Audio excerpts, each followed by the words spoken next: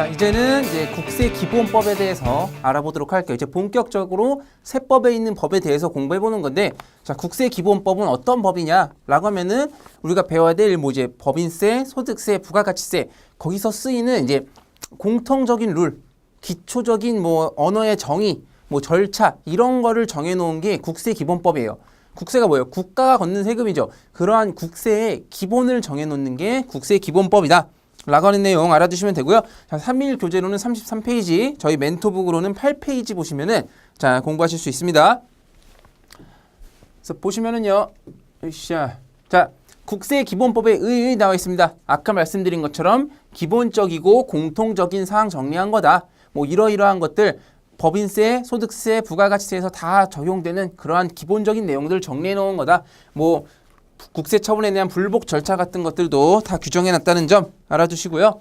자, 여기서는 약간 이해를 요하는 것보다는 그냥 좀 이렇게 단편적인 개념들이 많아요. 자, 국세기본법에서 기한, 기간 이렇게 정해놨다. 여기서 불복 절차 이렇게 정해놨다. 이렇게 이런 것들이기 때문에 뭐 이렇게 이해하거나 뭐 계산 로직을 이해하거나 이런 게 아니에요. 그냥 좀 이제 가볍게 보시고 정리하시고 외우시면 되니까 오히려 마음에 큰 부담 없이 한번 들어보시면 됩니다. 자, 먼저 기간과 기한에 대한 정의를 내리고 있어요. 국세기본법에서. 자, 세금을 부과하는 기간이나 혹은 언제까지 신고해라라고 하는 그 기한에 대해서 이제 국세기본법에서 정하고 있는데, 기간은 보시는 것처럼 쭉 어느 시점부터 어느 시점까지의 일정 기간을 말하는 거고, 기한은 언제까지요? 마지막 한 시점을 기한이라고 하죠. 그래서 이제 좀 더 자세하게 들여다보면은 기간 봅시다. 어느 일정 시점에서 다른 일정 시점까지의 계속된 시간이다. 아까 앞에서 본 그림이랑 똑같죠? 과세기간의 개념의 기초다 라고 하는 내용 알아두시고요. 자, 그럼 그 기간의 계산 어떻게 할 거냐? 국세기본법 또는 세법에 특별한 규정이 있는 것을 제외하고는 민법에 따른다 라고 되어 있어요. 이게 무슨 말인고 하면은, 자, 법은 특별법이 먼저 우선 적용되게 돼 있어요. 자, 법인의 과세기간에 대해서는 개별 세법, 법인의 과세기간이니까 법인세법에 정해진 게 있으면 그대로 따라야 돼요. 자, 하지만 법인세법에 정해진 바가 없다면 조금 더 큰 넓은 바로 위에 상위법인 국세기본법의 개념을 따라야 된다는 거예요. 하지만 국세기본법이나 개별세법에도 정해놓지 않았다라고 하면은 더 큰 법인 민법에 따라서 기간을 규정하자라고 하는 거 정도 알아두시고요.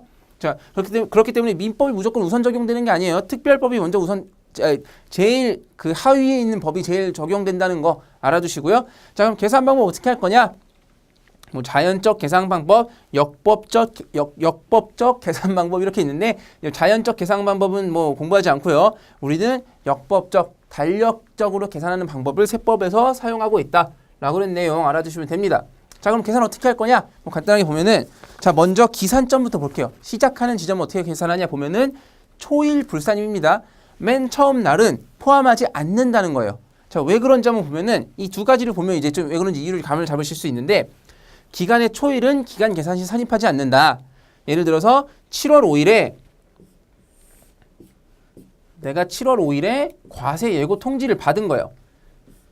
뭐 오후 2, 3시쯤에 우편이 왔어요. 우편 배달부 아저씨가 편지를 배달해 줬어. 과세할 거래 나한테. 예고 통지를 했어요. 그러면은 과세전적부 심사를 청구했는데, 과세전적부 심사는 통지 받고 30일 이내에 해야 돼요. 30일 이내에 해야 되는데, 그 30일에 첫째 날 어떻게 볼 거냐? 초일 받은 날은 안 넣는 거예요. 받은 날은 안 넣고 그 다음 날 7월 6일부터를 1일로 본다. 그래서 7월 6일부터 30일까지니까 8월 4일까지 청구할 수 있다. 이런 식으로 기간 계산한다는 거고, 다만 기간이 오전 0시부터 시작하는 경우는 초일을 산입한다. 자, 여기서 알 수 있는 게 뭐예요?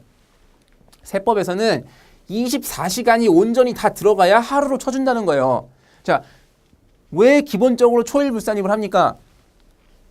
이것만 봐도 오후 2, 3시쯤에 우편 배달 오면은 그 앞에 시간은 배달 못 받았잖아요. 그 앞에 시간은 24시간에 포함이 안 되고 배달받고 이 이후의 시간만 그날에 효력이 발생하는 걸로 봐야 되는데, 이거 24시간 안 되니까 이거 하루로 치지 않고 그 다음날 딱 이 00시부터 시작하는 7월 6일부터 24시간 다 포함되니까 초일 불산입하고 7월 6일부터 효력이 있는 것으로 보자. 자, 이 내용이고, 하지만 예외적으로 기간이 오전 0시부터 시작하는 경우는 초일을 산입한다. 어떤 게 있냐면은 뭐 개인 소득세의 과세 기간은 1월 1일부터 12월 31일까지요. 법에 그렇게 정해놨어요.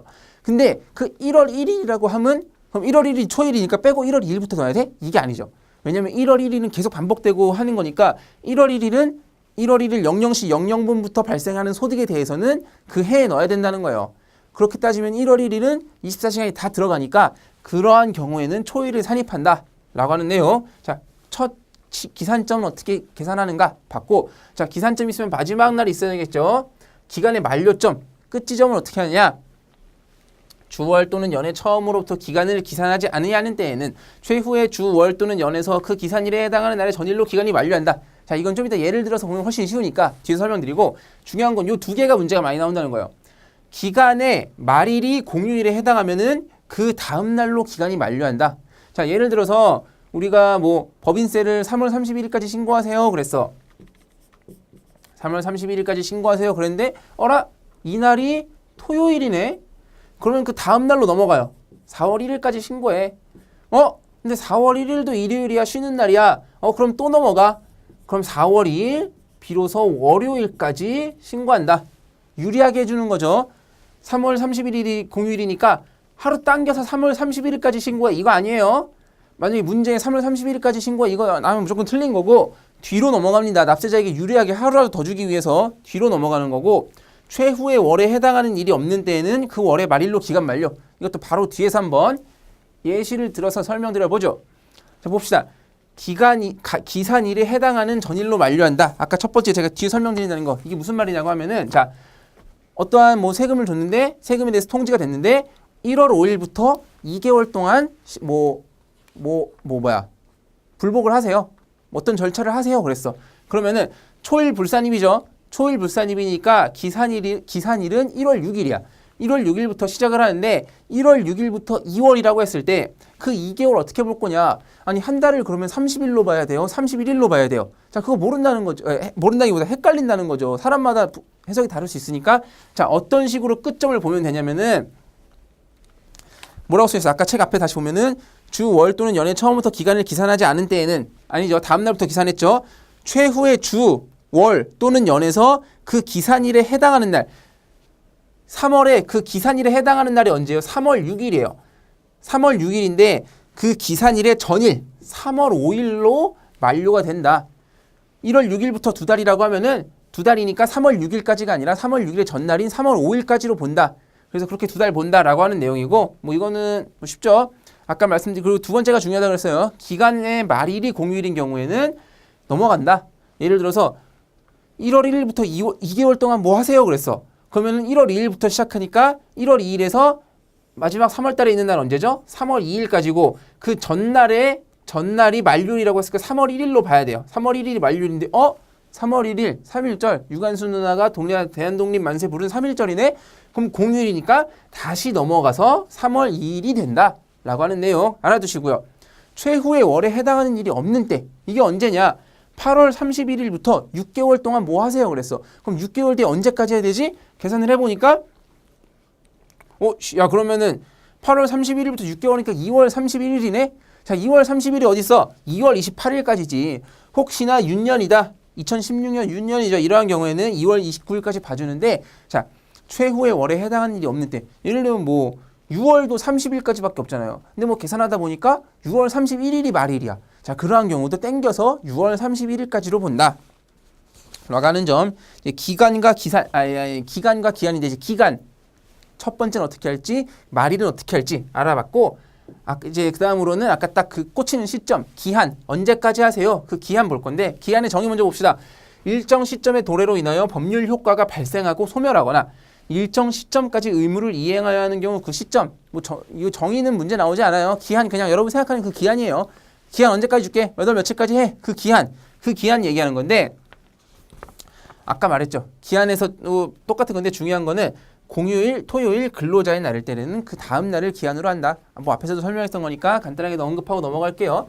자, 기한에서 하나 더 봐야 되는 거는 신고를 언제까지 할 거냐. 그러니까 기한이라는 게 예를 들면 납세자한테 언제까지 신고 기한이야 라고 할 건데, 그 기한에 제출하는 거에 서류의 제출의 효력 시기를 한번 보는 게 좀 문제가 나올 수 있거든요. 그래서 보시면은 우편 및 전자신고의 우편 및 전자신고에 대해서 알아볼 건데, 이건 납세자 관점에서 보면 된다 라고 하는 거고, 부제가 서류 제출의 효력 발생 시기예요. 이건 기본적으로 발신주인데 자, 이거 봅시다. 신고서를 우편으로 제출하는 경우에는 통신 일부인이 찍힌 날을 효력 발생일로 본다. 이게 무슨 말이냐고 하면은 그 기한인 날까지 우체국 도장만 땅 찍혀서 발신이 되면은 기한 내에 신고한 걸로 보겠다는 거예요.